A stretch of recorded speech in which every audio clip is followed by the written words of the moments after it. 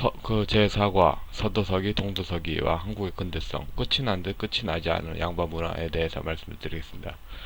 그러니까 사대부하고 부르주아하고 얼마나 다르냐. 근데 이것을 때에 따라서 편의적으로 혼용하는 그런 문화가 있다는 거죠. 지난 시간에는 한국이 자유민주주의를 유치함은 시족 중심의 신분제 사회제를 넘어서 서양의 문명사회를 지향하겠다는 의식의 표현이고, 사실상 한국인들의 저항력층에는 한국 신화가 지배하고 있음을 밝혔습니다. 국가주의보다 더 오랜 과정은 시족 혈연을 이끄는 부족장이 신적 존재로서 시족 혈연자를 지배한다는 것입니다. 따라서 현대 신화로서 고대 시족 신화가 존재한다면 양반 문화가 아직도 단절되지 않았다는 말이 가능할 것입니다. 서양의 자유진영이 우주의 중심인가, 중국 문명을 우주의 중심으로 놓으면서 제한적으로 서구를 바라보는가, 그런 대립이 고스란히 현재도 벌어지고 있습니다. 중국형 도시는 여러 시민 주체가 공존하는 정치 도시가 아닙니다. 중국 도시는 시민계급이 없습니다. 중국에서 결여된 것은 전투력 있는 도시 주민의 정치적 서역단체입니다.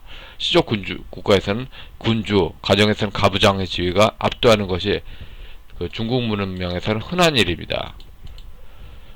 중국 문화는 귀족과 군주가 뭐래도 다 되는 독재사회입니다. 영국에서는 자유를 문설한 헌장이 있지만 중국에서는 시족 중심의 신분사회제 영향으로 그런 헌장이 없습니다. 여기서 주목해야 되는 거는 귀족과 군주가 뭘 해도 다 되는 게 자유사회가 아니라는 거죠. 조합제의 닷컴에서 논하는 자유는 좀 뭐랄까 중국형 도시의 그런 개념에서 귀족의 자유에 서양 개념 더 씌우는 경우가 많죠. 서주 사회는 가부장적 종족지배, 즉 종법 이데올로기가 문제가 됩니다. 중국에서 종법 이념은 크고 작은 영지들 지배하기 위해 정립되었습니다. 그들에게는 혈연적 유대익이 국가의 기초였습니다. 가부장적 원리는 특히 주나라의 통치 질서의 유지를 목표로 합니다. 주나라의 지배층은 제사의식을 매개로 천자로부터 그 밑으로 각각의 신분에 따라 각각 종족 공동체에서 서로 혈연적으로 결합됐습니다. 중국 사회는 시민적 평등 질서가 아닌 위계질적 질서로 이루어졌습니다. 주나라 사회 계급에서 사하는 가장 낮은 계급이며 천문지상 기상을 관측한 일을 합니다. 사하는 기용을 점치고 사실을 기록하고 예의에 참여하는 하여 돕는 일을 합니다. 사하가 등장하기 전에는 유우들이 그 역할을 했습니다. 공자사상의 핵심은 예와 인, 종법제는 사회조직, 가족과 정치조직을 하나로 결합하고 적정자를 왕위 계승 인도로 하여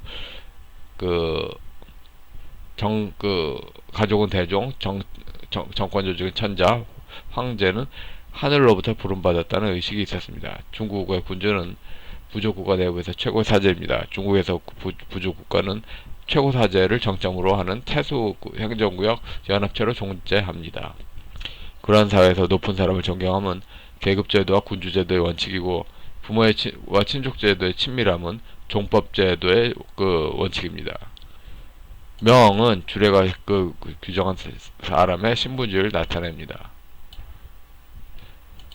유교의 인은 이학사상을 보급하여 실천하던 중 나온 결과입니다. 어질인 사상은 시족사회 원시 인도주의가 발전한 것입니다. 그러니까 공동체 사회주의를 논할 때 사회주의 사상에 어질인이 적용할 수 있는 거죠. 그러니까 신종교 할아버지들이 계속 외면하고 있는 객관적 사실, 그러니까 중국 공산당을 그러니까 중국을 보다 공산당을 강조하는 그런 게 있는데, 실제로는 중국 이코르 공산당, 중국 이코르 공산당 이거죠. 현실상에서는 부족 국가의 시종 내부의 테두리의 가치입니다. 인간에게 도덕적 자각이 있어야만 얘가 도덕 준칙을 갖추고 내재적 역량이 있을 것입니다. 고대 중국과 종교가 지배질서와 강화에 연결됐습니다. 지배질서 강화는 천명사상과 조상숭배 의식과 연결됩니다. 그러니까 좌파들이 저 어렸을 때는 기념일이라는 게 하나도 없었어. 그런데 지금 한국 사회가 매 순간순간 하나하나가 좌파들의 기념일 하나하나 국가가 다 챙기고 있잖아. 이게 다 조상숭배로 좌익들만의 그런 그 인력, 원력 그거에 조상 숭배한다. 이런 식으로 좌파의 그 권력 지배하고 있죠. 천명사상은 자연의 힘에 대한 숭배의식에서 나온 겁니다. 중국사에서 인격화된 자연은 자연이라고 신으로 불렸습니다. 인간 공통체는 신의 보호를 받기 위해 희생물을 신에게 바쳐야 했습니다. 이 신들 중에 천재의 주제자인 상제가 가장 강력한 신으로 간주되었습니다. 이에는 국가의 유지, 정령의 수행, 민생의 육성에 기여하는 것입니다. 이의 본질은 실제로는 지배체제의 보전과 강화에 있는 것입니다. 인간의 본성이라고 하는데 실제로는 그 지배체제가 강하다. 양반은 특권 관련이며 지주입니다. 조선시대 농촌 마을은 양반 중심으로 친족의 조직화와 집단화가 이루어집니다.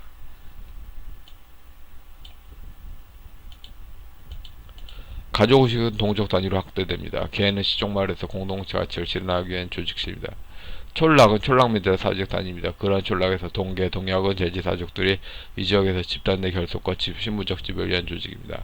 둘은 경작을 위한 공동 노력의 조직입니다. 향약은 신분적 불평등의 유지를 전제로 한 유교적 지배의 이데올로기 표현 형태입니다. 시족 단결 유지는 전적으로 조상수 숭배의 의의에 근거합니다. 중국의 시족사회 중심에 소농사회 사대부가 있다면 유럽의 해양문화 폴리스 문화에는 부르주아 계급이 있었습니다. 그러니까 사대부가 부르주아냐? 이게 아니죠. 근데 그 사대부가 부르주아다, 양반이 부르주아다. 이거 운동권의 그 단골 용어였는데 그때는 이게 뭔 소린지 몰랐어. 다 사기. 민주화 역사는 에서 사기인 부분을 다 날려버려야죠. 사기가 너무 많아. 부르주아 사회는 공권력 상대방으로 존재했습니다. 그러니까 부르주아 사회는 그 왕의 통치력이 없어도 충분히 지배될 수 있다. 그런 그 개신교 카톨릭 그 영역에 그 종교의 자유의 그 영역하고 밀접하죠. 왕을 중심으로 세워진 권력이 아니라 부르주아 계급의 연합 권력이라는 것입니다. 부르주아 공론장은 사적 부문에서 상품 교환과 사회적 노동의 부르주아 사회가 있고 정치적 공론장으로서 문예적 공론장이 있습니다. 이런 질서는 서방교회의 종교 자유 문제와 밀접하게 연결되는 권력으로부터 자율성의 토대를 부정받습니다. 근대 사법 질서는 교회법과 반대로 처음부터 사법에서 파악되어 수용됐던 로마법은 낡은 지배신분인 도시민의 직업신분이 해체되면서 해방된 부르주아 사회를 법으로 발전하였습니다. 자유경쟁체제는 시민들이 상호 책임지는 과정에서 자기조정 능력을 가지고 있습니다. 폭탄 돌리기가 빈발하는 과정에서 시민들의 이 책임 능력이 현저하게 떨어진다고 폭탄을 그렇게 전가하는 입장에서는 그 조정 능력이 떨어집니다. 경제적, 사회적 조건들이 모든 사람들에게 동등한 기회를 제공할 때 공론장은 비로소 보장됩니다. 이 기회란 교육받은 동시에 재산을 소유한 사람을 구성하는 사적 자율성이라는 특질을 획득할 기회를 말합니다. 이렇게 형성된 자율성의 공론장은 서구 시장 경제 영역의 기독교 문화, 얽힌 문화이지 도교의 무의적 정치로 나타나는 것은 아닙니다. 그렇게 파악하는 것은 사기죠. 서구시장 경제에 있어서 조화교육의 규율은 경제교회와 연결됩니다. 서구시장 경제학은 서방교회 영역의 스콜라 신학과 사고구조가 연장선에 있습니다. 서구 중세에 있어서 교회는 대토지를 소유한 귀족층이었습니다. 서구의 교회는 농업의 토지 보유권과 연결됩니다. 건전한 도덕은 상업적 지혜와 일치됩니다. 서구사회에서 노동과 기업 정신은 하나님께 봉사와 맞물립니다.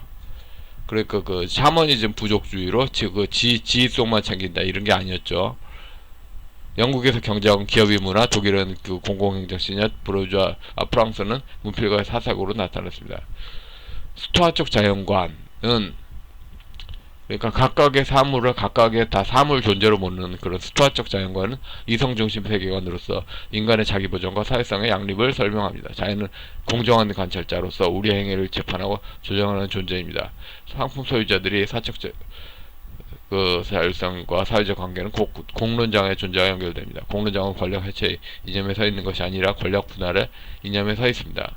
여론의 권력이 모든 권력을 일체를 집어삼키지 않도록 주의해야 합니다. 위르겐 하버마스의 공론장의 구조 변동은 꼭 추천드립니다. 그 서구적 시스템이란 무엇인가에 대해서 잘 쓴 책이에요. 그리고 막스 베버의 이상률력, 그 유교와 도교, 그 막스 베버의 유교와 도교도 그 어떠한 중국 학책보다 더 깔끔하게 아주 작은 분량으로 중국 시스템과 서구 시스템을 비교했습니다. 그리고 서도서기는 서양 정신을 본체로 하고 서양 질서를 받아들이는 것입니다. 동기는 폐쇄적으로 중국 정신을 유지하고 중국 시스템을 유지하는 것입니다. 동도서기는 전통적 유교 질서 진리를 유지하면서 서양의 과양만 받아들이자는 것입니다. 채용 논리는 사퇴 가능하게 하는 본체까지 파악해야 됩니다. 구한 말에는 공맹사상을 벗어나기 어려운 것을 이해할 수 있습니다. 일제시대에서도 어느 정도 그 이해가 갑니다. 근데 지금도 그렇게 웬 시대착오적인 동도석이냐. 중국 진실을 안에서 끼어드는 거는 그냥 그 운동권 귀족의 갑질을 위한 거 이상도 이하도 아니지 않냐.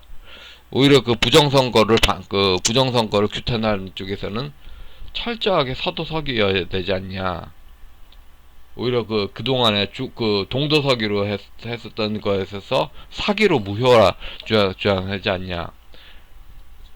비혼이 대세가 된 그 젊은 세대들한테 동양적 가치관은 엄청난 상징 폭력입니다. 그 젊은 세대들한테 이제 운동권이 장악한 지 30년이 지났다. 30년이 지났기 때문에 그 시족 간섭으로 그 뭐든지 운동권 갑질로 돼 있다. 니네가 어쩔 거냐. 이거 그 군사정권이 지배하고 30년 지나서 니네가 어쩔 거냐. 그 시족 습관이 다 군사정권 위주다. 그 논리 그대로 아니에요. 그러니까 중국 그 역사책에도 그대로 나와요. 중국인들은 사회를 바꾸면은 그 갑이었던 그 사람들의 악을 그대로 그 자리에 자기가 파고 들어간다고. 운동권이 군사 독재라고 비난했던 그 군사 정권의 그 독재적인 그거에 그 자리에 들어간 거예요. 조선 정계는 임금 중심의 화이론이 지배했습니다. 조선 후기는 유교당 파벌이 하나하나가 모두 시족 국가로 화이론이 자지했습니다. 이 속에서 서양 문화는 하나의 당파로 시작한 것입니다. 양명학은 한국, 중국, 일본 등의 동북아시아에서 근대사회를 여는 계기가 되었습니다. 양명학적 사고를 공통분모를 하면서 동도란 중국 지질에 미련이 있냐 그렇지 않냐로 나뉘어집니다. 동도서기의 대표인 천도교 문명은 종교와 정치를 함께 아우르는 그 교정쌍전, 교정일치를 후천개벽 보구관민 포덕천하 광제 창생의 정신을 추출해 말하는 것입니다. 천도교가 말하는 문명화는 교정이 쌍전을 이루는 도덕 문명의 상태를 그렇게 말합니다. 우리가 문명화라고 하는데 사실은 그 조선 사대부의 질서를 거의 그대로 유지하자인 거죠. 귀족 중심의 중국형 수직 종속적 봉건제에 서양 문명을 덧씌우고 서양 문명이 이루어진 듯한 착각 속에 사는 거가 천도교가 원하는 세상이죠. 그러니까 지금 하나하나의 민주화 운동가라는 사람들이 다 조선시대 사대부였던 겁니다. 갑질이죠. 양반 갑질. 당시의 종교는 자국의 정신을 표현하는 것으로 이해됐습니다. 종교의 확립은 국권 회복을 위한 장강의 실현으로 인식됐습니다. 공명의 사대부나 제의 자리의 종교 지도자가 무릉도원 이미지에 각가지 서양 문명을 설명하더라도 결과는 조선조 봉건전제주에서 전혀 달라지지 않았습니다. 동도는 철저하게 부족주의적이며 인간의 관계 문제가 담겨있지 않다는 사실을 인식하지 못했던 것입니다. 그리고 현재에서는 고의로 인식하지 않는 것입니다. 부족의 지배질서를 시민적 지배질서로 국민들에게 착각시키고 가짜 뉴스를 퍼뜨려 그 착각을 지배하려는 전략입니다. 법치주의가 어느 순간 정통 기독교와 이단 기독교처럼 바뀐다는 것은 큰 혼란과 수령을 말합니다. 법 앞에 평등을 논해야 근대 시민사회입니다. 그런데 부정선거를 부정하는 우파 신준종교들은 법 앞에 평등 대신 시족 혈연을 적용합니다. 왜냐? 이 서양법이 기독교인들 갑질하기 위한 거 아니냐. 마치 조선시대 양반 개념처럼 천도교인이 여태까지 그렇게 상고한 겁니다. 왜 자꾸 헌법을 왕명을 여기겠느냐는 중국식으로 읽느냐. 조갑적이자 완전히 헌법을 중국처럼 읽지 못해서 완전히 발병난 사람이잖아. 그러니까 두 가지로 우파도 망치고 전라도 천도교를 지원하고 하나로 양탈치는 거잖아요. 서양법을 그렇게 퍼뜨릴 서양법처럼 그렇게 질서를 할 기회를 안 놨또. 그래서 법치가 양반 사대부를 쥐어짠다.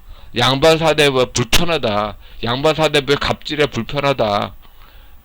법은 오직 왕명을 여기겠느냐 하는 중국식 아니면은 남아있지 마라.